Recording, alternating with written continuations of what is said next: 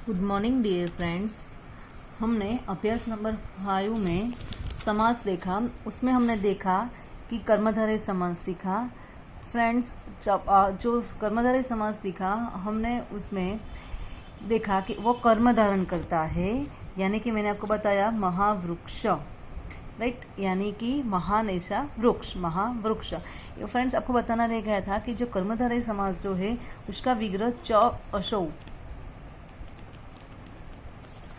अशौ से होता है, बट हमें विग्रह की ऐसे जरूरी नहीं, हमें तो सिर्फ जानना है कि ये कौन सा समास है, बट उसका जब विग्रह करते हैं तब होता है च अशौ। तो इसी तरह आज हम बहुव्रीहि समास देखेंगे। फ्रेंड्स, बहुव्रीहि समास जो होता है उसका मीनिंग होता है कि यह जो बहुव्रीहि समास है, यहाँ पे मैंने एक एग्जाम्पल लिया है तीक्ष्ण बुद्धि। तीक्ष्ण बुद्धि यानी कि तीक्ष्ण बुद्धि जिसकी है वह कौन, यानी कि आंसर जो है वो कोई और आता है। इसमें क्या होता है फ्रेंड्स कि जो बहुव्रीहि समास है उसके सारे पद जो है वो प्रथम विभक्ति के होते हैं, और कर्मधारय समास है उसमें द्वितीय विभक्ति होती है, और दोनों की सेम ही विभक्ति होती है, और ये इसमें दो ही पद होते हैं, और इसमें सबसे दो से ज़्यादा पद होते हैं, बट वो सब प्रथम विभक्ति के होते हैं।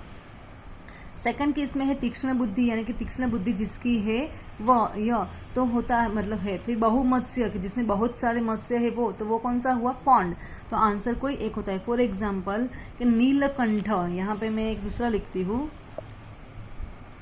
नीलकंठ यानी कि नीलाकंठ जिसका है वह, तो वो महादेव भगवान सी। दूसरा यहाँ पे लिया है स्नेहपूर्ण दृष्टि के, स्नेहपूर्ण दृष्टि जिसकी है वह, तो वो कौन था, कुमार। लब्ध पद यानी कि जो नीच लोग हो उसका डाउन जो होता है डेरिवेशन, वो लब्ध पद कहते हैं। गत रोग जिसका रोग चला गया है, जो गत रोग है जिसका, वह तो कौन है, मनुष्य। और कुत बुद्धि यानी कि जिसकी बुद्धि कृत बुद्धि है, यानी कि वह ऋषि। यानी कि आंसर फ्रेंड्स जो है वो कोई शब्द समूह के लिए जैसे एक शब्द होता है वैसे ऐसा कहते हैं लब्ध पद यश्य श। इसका हम विग्रह करें तो हम ऐसे कर सकते हैं, लब्ध पदम येन शः वह, तो क्या आएगा, आंसर क्या आएगा, नीच। इसी तरह समझ में आया, लब्ध पद येन श यानी कि नीच। इसमें क्या होता है कि जो 4 से 5 समास होते हैं वो सभी पदार्थ जो पद है वो एक ही वचन में होते हैं। दूसरा कि जो विग्रह वाक्य है बाकी के पदों जो है वो बहुव्रीहि समास के विग्रह वाक्य में भी दिखे जाते हैं, या और जो इसमें जो कर्मधारय है उसमें 2 ही पद होते हैं, 2 ही शब्द होते हैं, राइट। और समास है वो अपना अर्थ, बहुव्रीहि समास में क्या होता है, वो अपना खुद का अर्थ वो जाने देता है और कोई नया ही दूसरा ही अर्थ वो धारण करता है। जैसे मैंने आपको बताया गत रोग, कि गत रोग यस्य श, यहाँ इसका विग्रह मैं आपको करके दिखाऊं तो गतः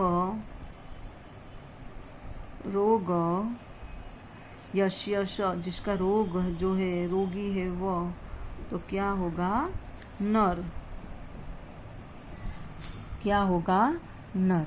यानी कि जो आंसर है गत रोग, वो गत रोग यस्य श, आंसर क्या आया, नर। बट इसमें क्या होगा, वाम बाहु च अशो, वाम बाहु जिसकी है वह, तो वाम बाहु का मतलब होता है वाम बाहु, उसमें जो है वो इसी का ही रहता है, कर्मधारय है, तो यानी कि जो वर्ड है उसमें ही उसका विग्रह करते हैं, उसमें से ही उसका आंसर आता है।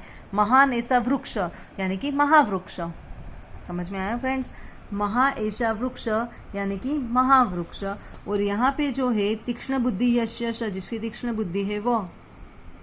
फिर कृत बुद्धि यानी कि ऋषि, जिसकी कृत बुद्धि है वह कौन, तो ऋषि।